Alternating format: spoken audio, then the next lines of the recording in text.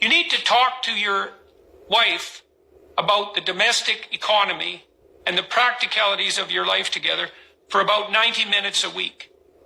And you need to date at least once a week for that length of time, or maybe twice if you can manage that.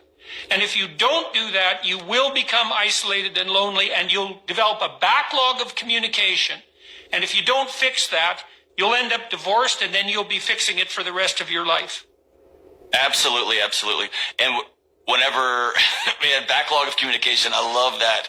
I love that idea, as though I'm just putting rocks in a backpack, and eventually that backpack's going to wear me down if I don't have a regular practice of communication. And again, somehow this became a moral or characterological issue. I think it's the skills issue, man. I think taking some of the drama and smoke out of it and just saying, hey, I don't know how to tell you, wife. I've never seen it done. I didn't see it in my house growing up. I've never seen it. I don't know how to do this, so I want to practice once a week. Let's go over our calendar. Let's go over our budget. Like, how are we going to spend money this week? And let's practice. I'm going to try to tell you what I need this week. About 5 years ago, my marriage was, we were hanging on by a spider's web, just hanging on. And so my wife and I realized we got to, if we're going to hang on to this thing, we're going to have to rebuild it out of ash, right? And I can't tell you, I'm a 6'2", 195 pound. I lived in Texas my whole life, Texas male.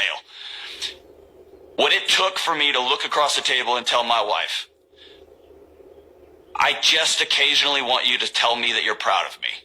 That was a hard thing for me to say, and I didn't even realize how desperately I'd been searching for her approval for the first 15 years we'd been married, and how much I kept going out on a limb and on a limb and on a limb, and I was taking her non-response as rejection, and I never put my needs out there. And I was embarrassed and ashamed to say it, and then she said, man, that would have been super helpful 15 years ago, and now she makes it a regular practice of our marriage to say, hey, I see you, and I appreciate what you're doing for our family.